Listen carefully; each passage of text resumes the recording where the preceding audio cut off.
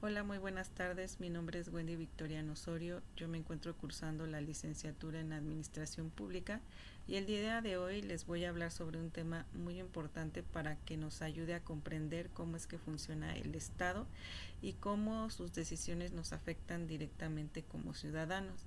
Los temas que se van a tratar es de la unidad 1, los fundamentos y la transformación de la administración pública, y de la unidad 2, los límites y relaciones entre la dimensión pública y la privada. Y finalmente, cómo todo esto tiene un impacto real en los asuntos públicos actuales en México. Iniciemos con los fundamentos de la administración pública. Recordemos que Uvalle nos planteaba que la administración pública es el conjunto de instituciones, procesos y actividades mediante los cuales el Estado organiza sus recursos para que se puedan ejecutar las decisiones políticas y se pueda atender las necesidades básicas que requiere la sociedad. Es decir, es el mecanismo que se dedica a transformar las políticas establecidas en hechos reales. Y junto con Guillermo Fraga nos ayudan a explicar que la administración pública se sostiene sobre 4 fundamentos principales, que son el político, el jurídico, social y económico. En cuanto a lo político, la administración pública forma parte del Estado y depende de las decisiones que surgen del poder político, pero no significa que no actúe de manera independiente. Más bien se encuentra subordinada a la Constitución y a lo que es el sistema democrático ciudadano. Respecto al jurídico, se basa en leyes y normas de la que se establecen del poder legislativo y con apoyo también del poder ejecutivo. En lo social, la administración existe ya que su función es servir a la sociedad y ese es su objetivo, atender las necesidades colectivas, proteger sus derechos y buscar el bienestar en común.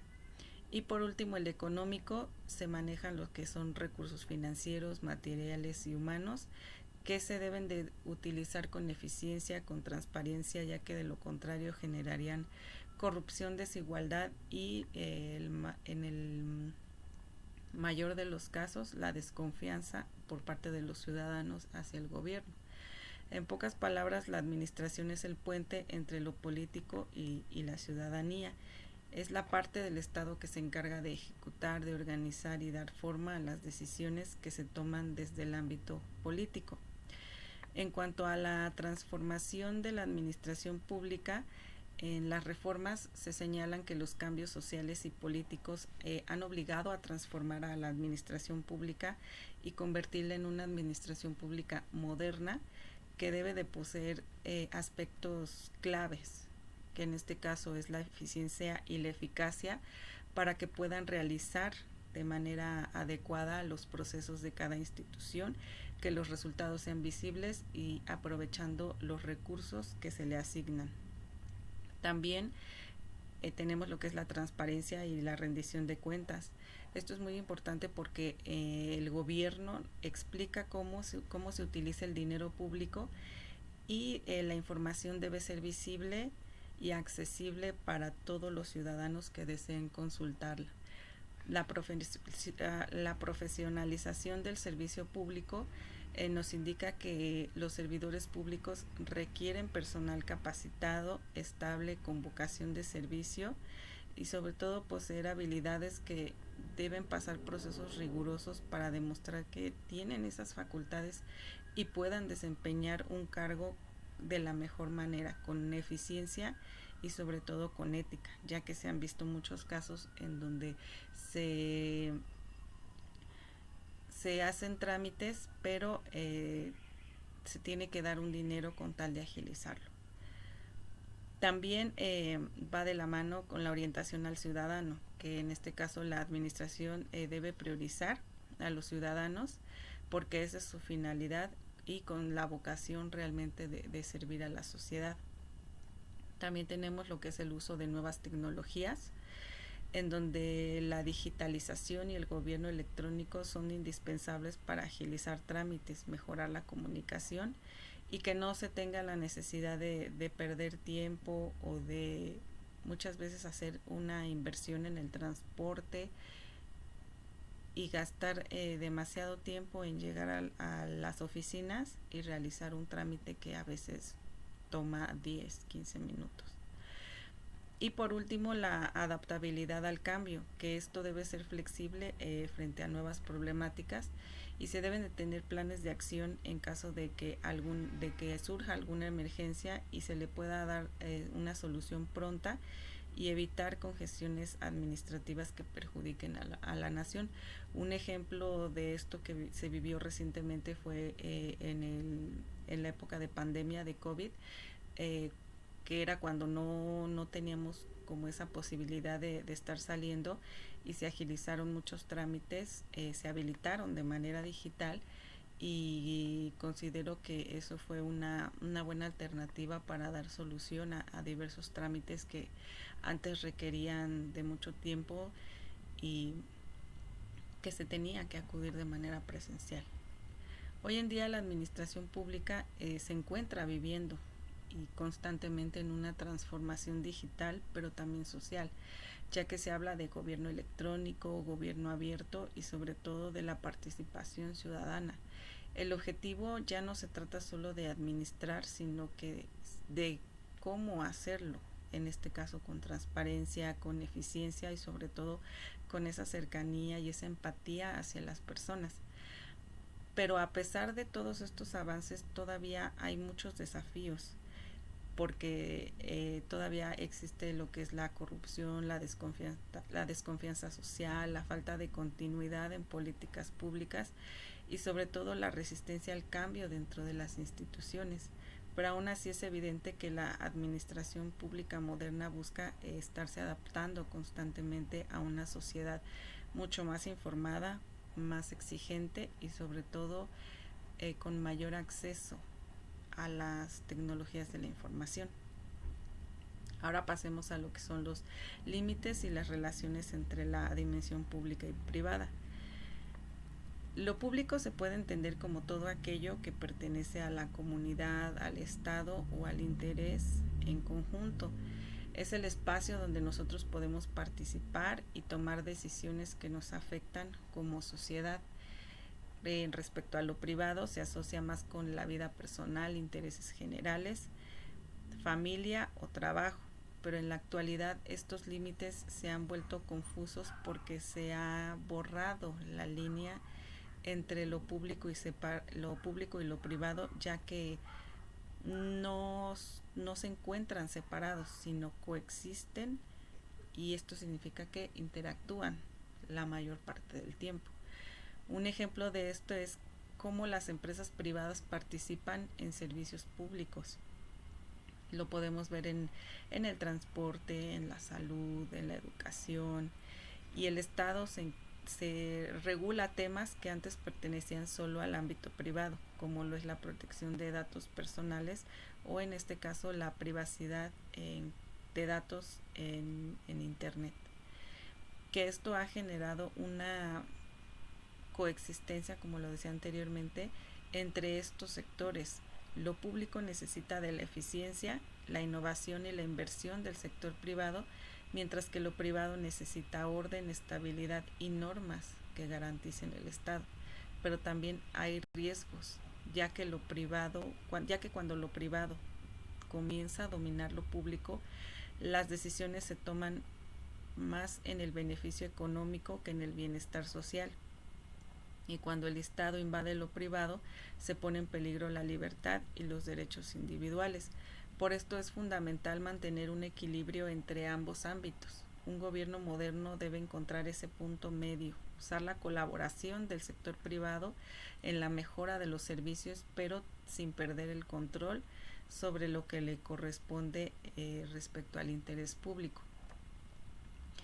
Ahora, lo que respecta al impacto en algún asunto público actual, yo lo conecté con un problema que se ha dado o que no solamente se dio, sino se está dando en diversos estados y es respecto a la crisis del agua en México.